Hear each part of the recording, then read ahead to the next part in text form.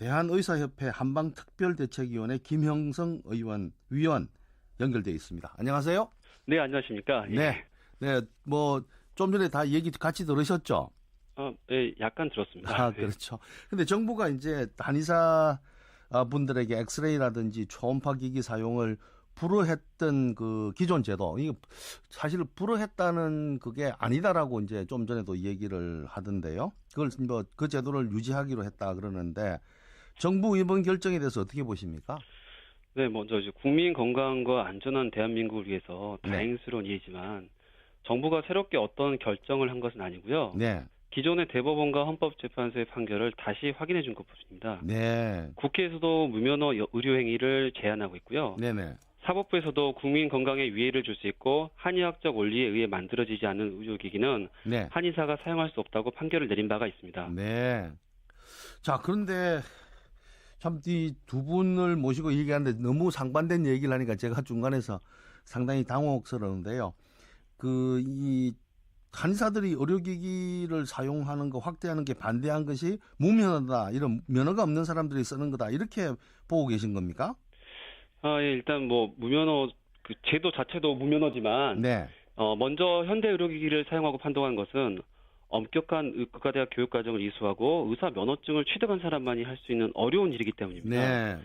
반면 이제 뭐 음양고행설이나 기타 한의학계에 뿌리를 둔 현재 한의학 교육과정과 한의사분들의 의학적 사고방식으로는 한의사가 현대 의료기기를 사용하면 오진 같은 문제가 발생할 수밖에 없고요. 네. 이는 안전한 대한민국을 위해서도 필요한 일입니다. 그리고 이것은 국민 여러분들이 그토록 염려하시는 자본에 의한 경제 논리가 국민 건강권을 지배하는 의료 영리화이기 때문에 반대합니다. 한의사들의 현대 의료기기 사용으로 이득을 보는 것은 네. 국민이 아니고 기업들 뿐입니다. 그래요? 어떤 측면에서 그렇게 보시죠? 네, 이번에 국무조정실의 길로틴 발표는 경제단체 건의로 이루어진 것인데, 네. 국민 건강과 안전을 생각한다면 그 과정에 의료 전문가 의사들이나 국민들의 의견을 조금이라도 구했을 것입니다. 네. 그저 영리학대라는 자본에 의한 경제 논리가 의료를 지배하는 것이 바로 의료 영리화이고요. 네. 원격 의료, 서비스 산업 발전 법안, 한의사 의료기기 사용 확대, 이 모든 것이 의료를 대기업에 종속화시키는 것입니다. 그러니까 의료기구를 더 팔 수 있도록 하는 거다, 이렇게 지금 말씀하시는 네, 거죠? 맞습니다. 그러므로서 그 의료기기를 만드는 기업들의 뱃속을 채워준다, 이렇게 보시는 거 아닙니까? 네, 맞습니다. 그렇죠? 네. 그렇군요. 뭐 그것도 여하튼 논란거리일 수는 있겠습니다만, 좀 전에 그 최인호 대의원의 그 발언에 따르면 그 한의과 대학에서도 뭐 엑스레이라든지 모든 거를 다 사용하는 그거를 배우고 또 실습도 하고 해서 오진 가능성의 측면에서 보면은 양방에서 오진 가능성의 측면과 별 차이가 없다, 이렇게 얘기를 하시던데요. 예, 목지도 교수님? 네. 혹시 골밀도 초음파라는 의료기기에 대해 들어보신 적 있으세요? 저 분야가 전혀 달라서 잘 모르겠습니다. 네. 그게 우리말로 푸니까 모르겠는데 그게 골밀도라고 그러셨나요? 예, 그게 이제 골밀도 초음파는 뼈의 밀도를 측정하는 의료기기인데요. 네. 이것을 가지고 성장판이 닫혀 있는지 보는 것은 의학적으로 절대로 불가능합니다. 근데 제가 예를 들어볼게요. 실제로 있었던 일인데 2012년에 우리나라 성장 전문 한의원 수십 군데에서 네. 키가 작아서 찾아온 아이들에게 이 초음파를 이용해서 성장판이 닫혀 있다고 엉뚱하게 오진하고 설명했습니다. 네. 그런데 부모들은 당연히 이게 현대 의료기기를 사용한 한의사의 말을 철석같이 믿었고요. 네. 그래서 고가의 한약을 구매했습니다. 네. 그런데 그 후 모 방송국의 취재 결과 키를 크게 한다는 한약이 효과조차도 입증되지 않았었습니다.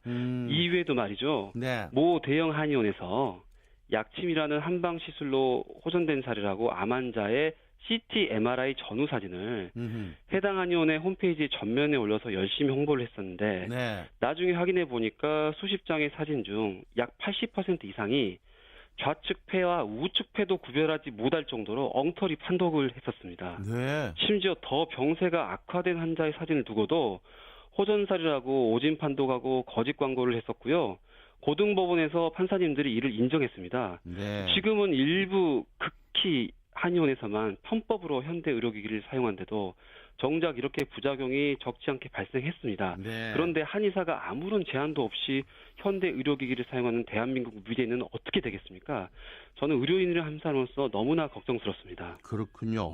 뭐 말씀을 들으니까 참 그렇습니다만 또 한의사 쪽에서 얘기는 또 전혀 다른 측면이 있어서 정말 그 한방 양방이 이렇게 서로 공존할 수 있는 가능성은 없는가 하는 그런 생각을 하도록 하는데요.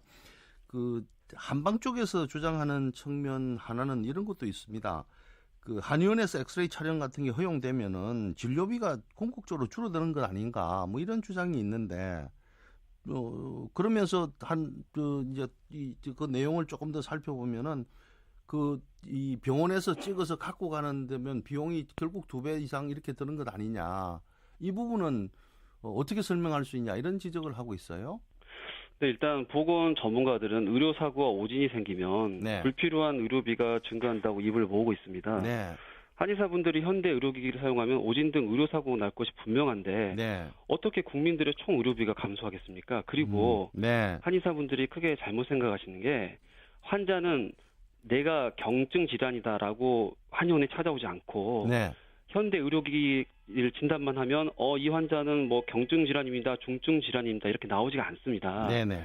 환자나 한의사는 경증 질환이라고 대수롭지 않게 침 놓고 한약만 줬는데 나중에 병원에 가보니 그게 환자의 목숨을 위험하는 초응급 질환이었던 경우를 저희는 많이 보고 있습니다. 아, 그렇군요. 자, 예. 뭐 시간이 없어서 더 긴 말씀은 부탁드릴 수 없습니다만 마지막으로 짧게 국민들에게 뭐 당부 말씀 같은 거 한 10초 정도만 해주시죠. 예. 네. 전 세계 어떤 나라도 네네. 정규 의과대학 과정을 이수하지 않는 무면허자에게 현대 의료기기 사용을 절대로 허락치 않습니다. 네. 이것은 바로 국민의 생명과 안전의 문제이기 때문입니다. 저희 대한의사협회와 11만 의사들은 의료 분야의 최고 전문가들로서 전문가적인 입장에서 국민 건강 수호 차원에서 정부 관료들과 국민들에게 올바른 진실을 알리도록 노력할 것입니다. 알겠습니다. 감사합니다. 자, 여기까지 듣겠습니다. 오늘 말씀 고맙습니다. 네, 감사합니다. 네, 지금까지